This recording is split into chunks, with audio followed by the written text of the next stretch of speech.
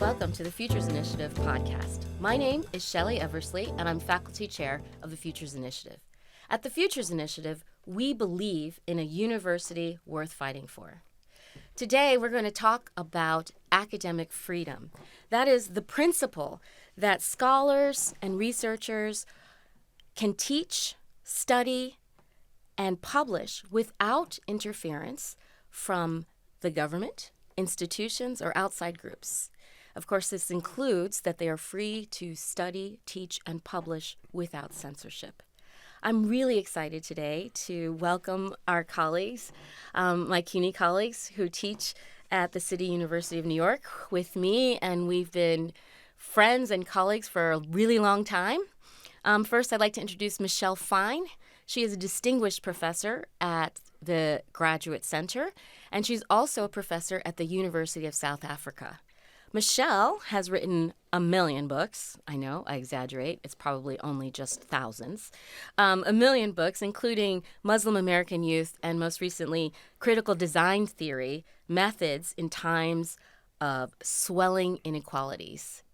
And I'm also excited to introduce to you my friend and colleague, Moustafa Bayoumi. Moustafa is a professor at Brooklyn College, and he is the author of How Does It Feel to Be a Problem? Being Young and Muslim in America, and also This Muslim American Life. I think I just messed up the title of How Does It Feel to Be a Problem? But many of you have read it, and I've taught it, so I really should do better than that, but I think it's just nerves. Moustafa is also has another life as a journalist. He's published in all kinds of places, most recently and regularly at The Guardian. Welcome, Moustafa. Welcome, Michelle. Thank you for coming. Thank you. I'm excited that we're going to talk about academic freedom. And academic freedom is a hot topic right now, and especially as we're thinking about the public university, our university, the City University of New York is a university, as you know, and as we are all committed to, accessible education for every New Yorker. Our university is founded on the principle that every New Yorker, including our city of immigrants, have access to free or accessible education. The university was founded on the idea that tuition was free, which is a radical idea. And now it is a low-cost school.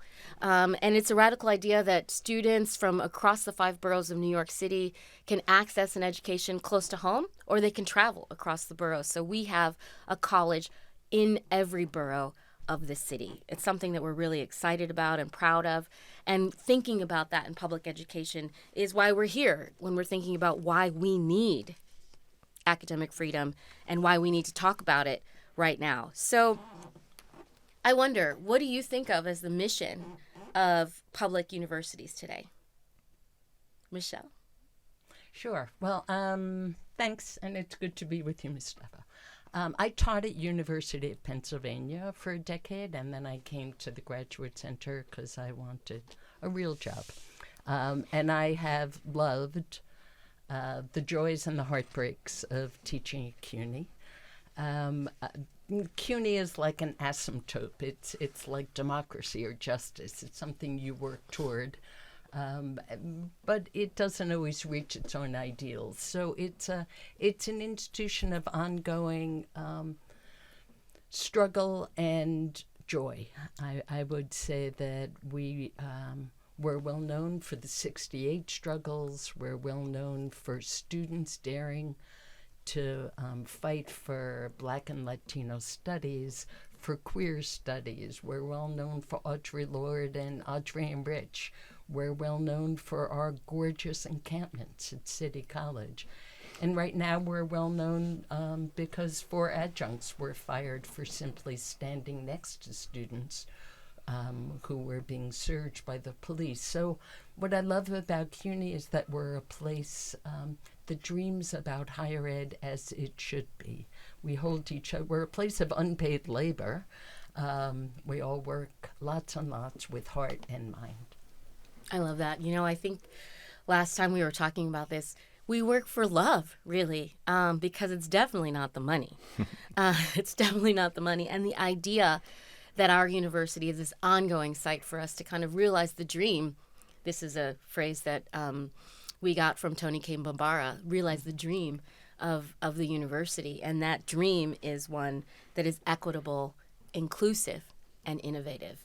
And like you said, we're going to talk about academic freedom, particularly as it's a contest right now. And we never really thought about how much in the 21st century we'd be worried about our freedom to teach, our freedom to think deeply, our freedoms to be able to engage the world that we serve.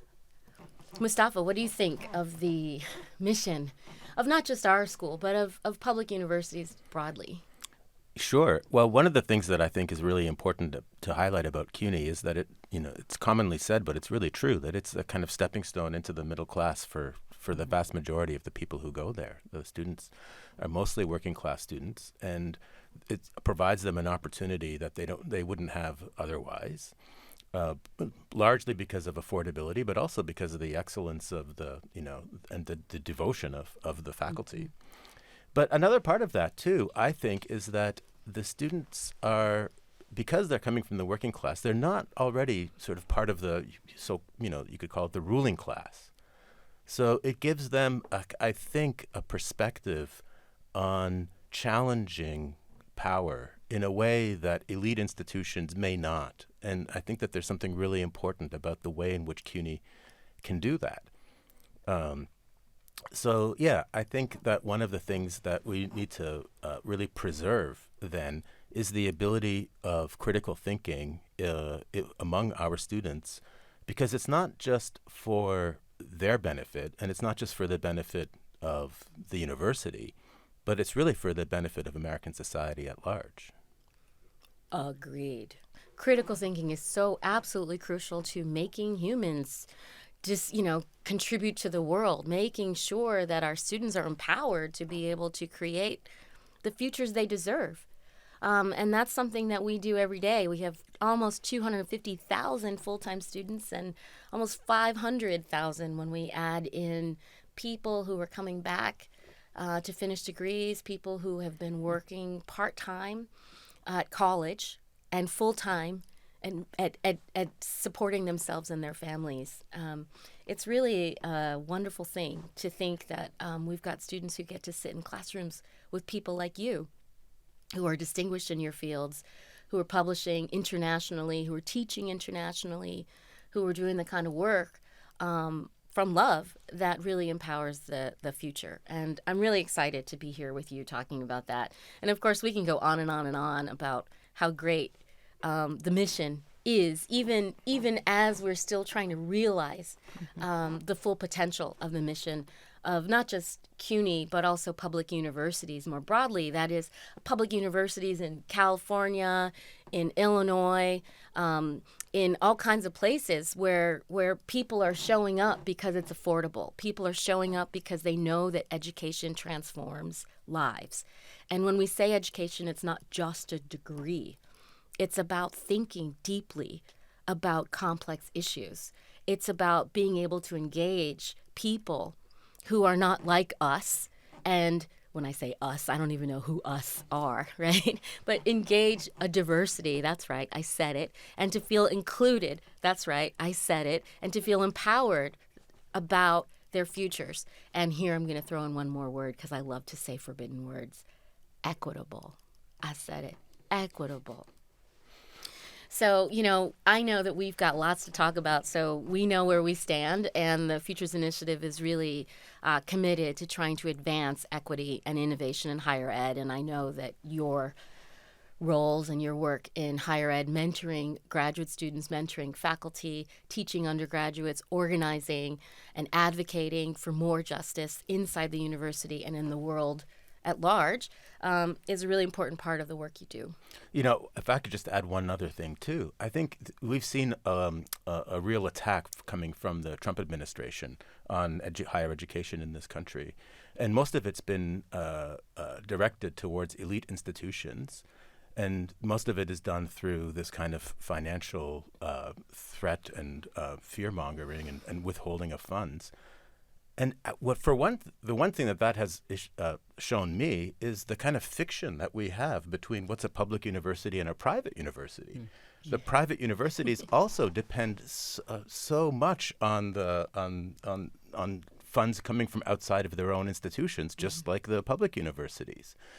And yet we continue to, hew to that line between a private being an elite university and a public being a university for the commons. And I'm very much opposed to the attack on higher ed, but I'm also very much in favor of exploring what it means to believe in this fiction between a public and a private university. That is amazing. Can I add a friendly amendment? Yes. Having taught at University of Pennsylvania, having been to the mountaintop as a working class kid who showed up and didn't know which fork to use at the president's house, but I learned, and then coming back to a more working class institution, there is a different sense of to whom you're accountable. At public universities, I think there's a strong current among students, staff, and faculty that we're accountable to a bigger project than just reproduction of class hierarchies or even mobility, that we're accountable to the communities we're situated in, to the movements around us, to those most vulnerable at this moment to state violence, and to big ideas. And so even though I would agree it's a false distinction, since we're all basically public and private, there are private interests on our board of trustees, that there's a deep sense of to whom we are accountable. I hear it in the California system. I hear it in University of Illinois in Chicago. I don't hear it in all publics, but I have heard it at Rutgers. But I think that's really, it's like a force field in public institutions, and those of us who choose to be here, and lots of us could be elsewhere, we're kind of addicted to and contributing to that vision. That's a really great point. The accountability to thinking about how we're serving the public, thinking about how we're being responsive to the communities that we serve and the communities that we care about is maybe a distinction. And I never really thought about that, Moustafa. I never really thought about the ways that the private universities, the wealthy private universities, are as dependent on public funds, and maybe even more dependent on public funds than we are. That is, we are dependent on public funds. Let's not be confused. But we do so much with so little. And it's like the wealthy are really dependent on public funds.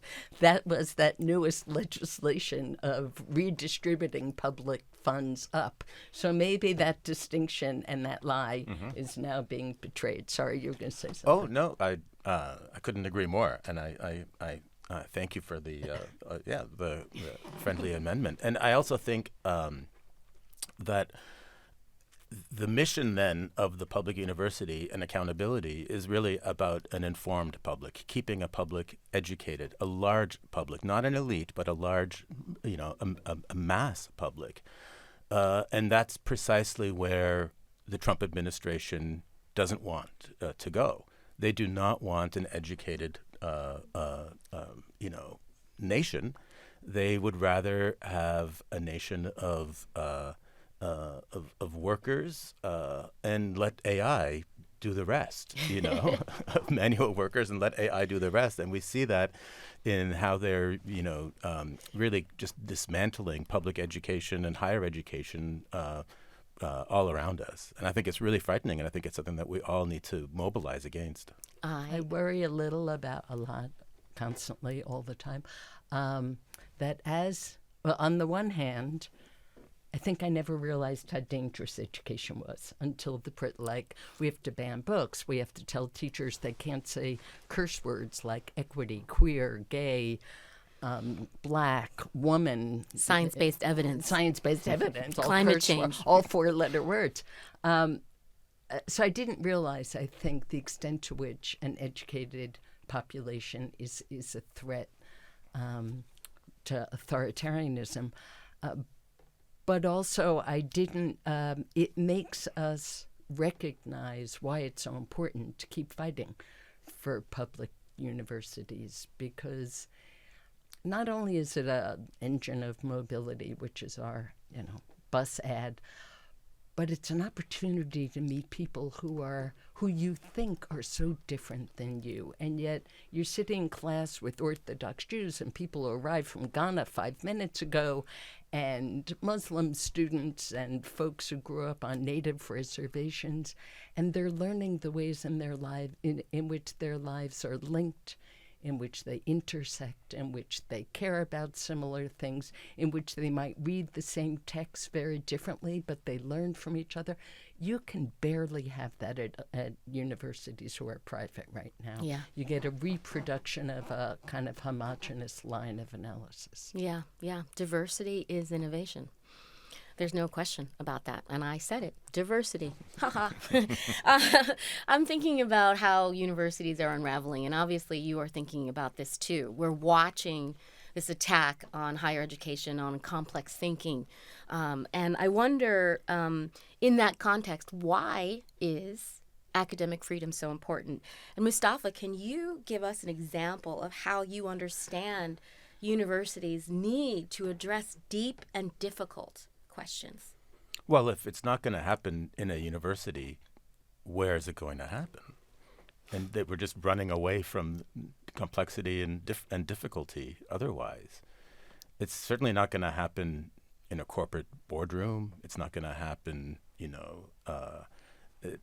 within the hallways of government. The university is the place where traditionally difficult ideas have been contested, and sometimes that produces conflict. But intellectual conflict is something that we need in the society in order to actually move forward. There are plenty of problems with the university, for sure. There's a kind of neoliberalization of the university. There's a kind of top-down structure of administrations that have really changed the nature of the structures of universities. But there's still a mission, which is to actually ask all the difficult questions that need to be asked and challenge the structures of power in our society. And I know that on my campus, for example, I'm teaching last year I was teaching a post-colonial class, and the question of Palestine came up, and so we were talking about it in class. And the students, several of the students in class just had this sense of relief. They expressed explicitly a sense of relief, saying, finally, somebody's talking about this in a classroom, because none of my professors want to talk about it. They're all afraid to talk about it. What kind of a university do we have if faculty are afraid to talk about difficult and complex ideas? Yes, indeed. What kind of faculty do we have that are afraid to talk about difficult and complex ideas? And that's a great example, thinking about the silencing around rigorous conversations in Palestine. The silencing is a form of censorship, period. Absolutely. And sometimes it's intellectual censorship, and sometimes it's physical beatings, as we've seen on our campuses as well. And I think it's really important to understand the relationship of the power structures in our society. That's why it really matters when police are, step foot on a campus. The campus is not a place that is for the administration. The campus is not even a place for the faculty. The campus is a place for students. Students actually do have a kind of, I hesitate to say ownership, because I don't even want to buy into that idea of land ownership, but it's their space. They're the ones who are there that make it into a university. If there were no students, there would be no university there. And we treat them by inviting police to brutalize them when they are exercising a First Amendment right. We're dissolving our own mission at the same time as we're brutalizing our own students. Yeah. There's a really great point that all college students volunteer to go to college. Like, they chose to study. They chose to come and learn. And we need to honor that wish, that curiosity, that wish to know more, and to really give them something that is rigorous and deep. And Michelle, you've talked about this before. You've talked about classrooms as being a place that need to be able to hold complexity? Yeah. I want to say two things. Say them. Because I'm torn between talking to you and you. It's astonishing that we would criminalize our students for daring to engage in nonviolent protest for a set of beliefs they know the world needs to hear. It's truly astonishing and heartbreaking. Can you say that one more time? I just want to make sure everyone heard that. It's like that it's astonishing that we chose to criminalize our students who dared to protest nonviolently for the brutality. Some would call it genocide, some would call it war crimes, some would call it ethnic cleansing, for what they were watching every day on their phones. I know many of those young people, and I know many of them were Jewish. I don't want to make us special, but I do want to say for folks who think it's only non-Jews, there were lots of Jewish students in faculty, as well as Muslim, Black, and a whole variety. But it's amazing that we would choose to criminalize rather than honor or engage or listen to or invite collective research. What if we invited young people to interview each other, or to examine where we invest our money, or who on our board of trustees is encouraging us not to talk, only to invest, not to look?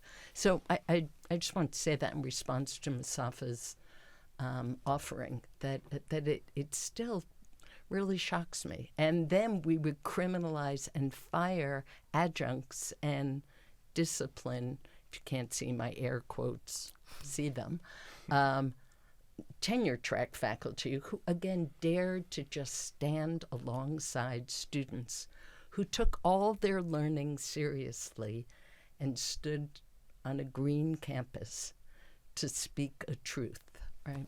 All right. I'm going to say two quickies. One is after October 7th, and we started watching universities silencing and criminalizing and shutting people down. I have to say, for me, in my name, as if it were anti-Semitic. So many of us felt compelled to speak. So one of the things that I got involved in is I just put out a call and said, anybody want to Zoom about what it's like to teach these days? Doctoral students who I know are walking in very precarious positions, and at Brooklyn, at Queens, they're walking into substantial Orthodox Jewish, a substantial Muslim community, right in the same room. And we've been holding these Zoom conversations once a month, and they're really just gorgeous. I open it with, what are the questions on your heart? It's that simple. And have you had a difficult teaching moment or something you feel good enough about? These are not sessions to tell people what to think. I don't know what the fantasy is that if you break the silence, you're going to open people's brains and pour propaganda in, and they're just going to believe it. It's a version of pedagogy we don't engage in. And those have been quite amazing. The other thing I just want to say maybe is that it's not just the teaching, it's the kind of research that we do. We at the Public Science Project here, we engage research with movements for justice. So that might be women in prison fighting for college. It might be formerly incarcerated folks. It might be undocumented families concerned about ICE. It might be queer youth. It might be foster youth. It might be currently mothers, Black and brown mothers, who are interested in reimagining child protective services. Rather than a racist extraction of children, could you build a community-based innovation that had participatory research wrapped around it that could protect families and children, but not just extract them from Black and brown families? So one of the things I love about public universities, where academic freedom is the principle of what we teach, what we research, what we publish, what we dare to speak, and what we question, is that our walls are porous. We know that we're accountable to a city, we're engaged with everyday people, and we're engaged with movements. And we're curious. Yeah, it's funny. I'm hearing you say that our obligation, our commitment to the public, to the communities that we serve, our commitment to New York City and all of its diversity means that we have to ask deep and complex questions. We need to be open to diversity, and we need to be unafraid to think deeply, especially in this moment of heightened censorship and intimidation, because we know that our commitment to the communities that we care about requires that we carry on with our convictions and we carry on with our research, which is the important thing, too. I think that sometimes people forget that in higher education, the people teaching these classes are people who've written books. All of us sitting at this table have written more than one, have written books, have conducted research, have spent a lifetime thinking about these issues. So it's really, I wish that I was in the classroom with you, Moustafa, talking about Palestine, because there's no one better to have this conversation as a learning opportunity and as one that might inspire your worldview, might inspire how students move and act in the world and connect what they're learning in the classroom with their activities and their being in the world outside of school. And I think sometimes we think that there's some kind of big separation between learning, between an education and a life. But it's a life. All of it is a life. So thank you for that. It's really important to think about. What are you reading right now, by the way? I'm thinking about people who might be listening or watching. If they don't have the benefit of taking a class from you, and of course they'll be able to see a list of your books because we will publish them. What are you reading that you haven't written these days? I only read what I've written. No, I'm kidding. I never look back. I know, me neither. Go ahead, Moustafa. Well,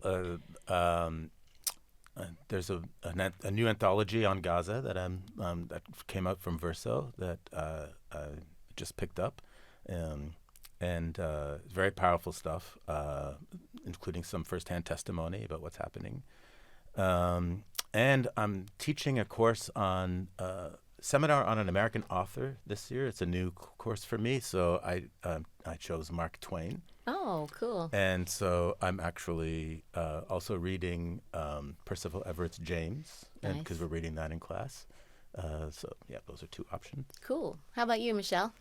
I'm going back. So I'm reading Deep South, Allison Gardner, and two black and two white anthropologists in the 40s who lived in Mississippi and were writing together about their very distinct experience. I'm trying to excavate the kind of radical social science practices that have been gauged in the past and have been buried by the canon. So I'm interested in kind of resurrection. Cool. I'm going to ask you two lightning questions right now because can you believe it? We've been talking for almost 30 minutes. Okay, my first question. Do you have any advice for students, faculty, or staff who might be feeling discouraged right now? Well, my advice is to seek out as much community as you can find. You know, I think it's really easy to be to feel isolated when you are engaged, especially in political questions, to feel beaten down and to feel threatened. And the best way to deal with that is to have others around you who you can believe in the same things or similar things as you. You can work out ideas. You can figure out a path forward. And you get strength from each other's courage as well. Cool. Yeah, I would agree. I think getting involved in hyper-local work can be very engaging. I have the opportunity to connect a whole set of hyper-local projects, but just daring to do the work right now. For some of us, it'll be quietly. For some of us, it's opening our home to undocumented students. For some of us, it's daring to track ice on our phones and figuring out how to have a quick response. it's doing the work and realizing you're not alone. And if you just watch the headlines, it's very easy to feel despairing. But if you get involved in the local, you realize how many different folks are actually preoccupied with holding on to some shred of democracy and justice and a world not yet. Yeah. You know, it's funny. I'm hearing you say even getting into the local is also a way to get deep. You know, when we're thinking about what happens in the classroom, participating in something in your local community, building community among the people close by, and thinking about equity and justice in a local way, even if it's a small way, is a deep way. It's those little things that'll sort of pile up and become something bigger. I also think teaching is really a radical act now. It is. I think it's a beautiful, heartbreaking obligation of the current moment. And as much as before you were saying everybody should be in the room, not everybody should be in the room. Like people who don't want to listen to other folks, it's really not okay. So you need some ground rules in a classroom about how are we going to dare to hear each other. We don't have to agree, but how are we going to dare to hear each other and try to understand why? But for folks who have said, I'm not playing, I'm just videotaping you in the back of the room and giving it to city council, it's not a moment for gotcha. It's a moment for critique and curiosity and generosity. But that's really important in the classroom now, or it'll get shut down by those who are insisting, and it's usually a conservative voice, frankly, that wants to shut down what is said. Yeah. So I'm going to ask you one last question, and hopefully this is going to take us and inspire. What inspires you right now? Michelle. Arts, grandbabies, hanging out at playgrounds, nature, and the passion of movements around the globe. I'm very lucky. I get to work in South Africa and Australia. Here, I'm on my way to Greece soon. And to see how many people are saying, oh, I'm so sorry for what's happened to your country. But there's a kind of shared sensibility of a world not yet. Yeah. And I don't have to go far. I could find it on the subway. I could find it walking to the train. And so, I'm a pretty glass half full kind of person. That's great. But the critical and curious energies and people willing to take incredible risks, who dare to break the silence, challenge the dominant lies in person, aloud. Or a friend of mine in Washington, D.C., who turned to a National Guardsman and said, oh, excuse me, your wife called. She misses you. Right? That inspires me. That's cute. Moustafa, real quick. I don't know. Lightning round. I know, that's a tough one. I can add anything to that. I know. It's a lot of inspiration. It is a lot of inspiration. But, it's clear that that the inspiration has to come from all of us and not from any individual. Yeah. And I see it happening around me, and you see it happening all over the world. And so there is a fight that's going to be won in the end. Right on. There is a fight that's going to be won in the end. I am really confident about that prediction, and really we've got a new mayor. Hopefully. Mayor Mondum. Hopefully. Exactly. So I would like to say thank you, Michelle Fine, and thank you. Thank you, Moustafa Bayoumi, for joining me and joining us at the Futures Initiative podcast. Everyone can listen and watch the Futures Initiative podcast by subscribing to the Futures Initiative on YouTube. You can listen wherever you listen to podcasts, and you can go to thefuturesinitiative.org to learn more in our show notes, so you can find out resources, books, listenings, readings, maybe even a syllabus. Thanks so much for coming, and thank you all. Thank you. Thanks.